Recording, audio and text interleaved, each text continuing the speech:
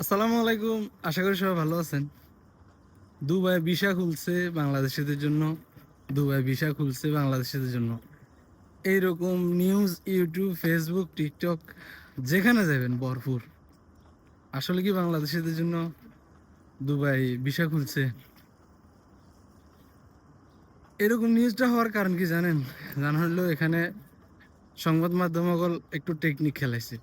কিছুদিন আগে খালেজি টাইমসে নিউজ একটা দিল যে কিভাবে কিভাবে ভিসার জন্য আবেদন করতে হবে, কারা কারা আবেদন করতে পারবে, কত দিনের জন্য আবেদন করতে পারবে।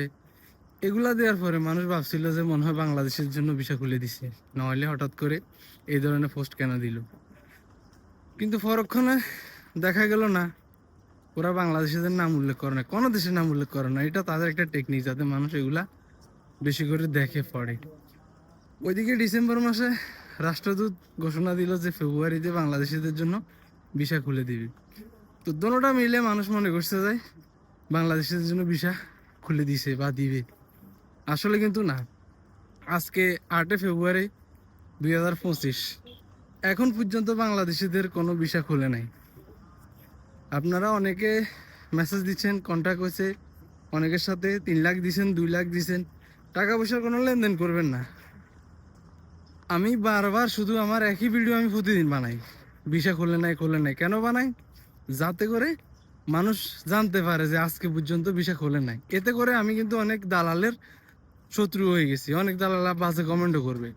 কেন? কারণ তারা মানুষের সাথে কন্ট্যাক্ট করতেছে যে ফেব্রুয়ারিতে তোমাকে নিয়ে আসবো।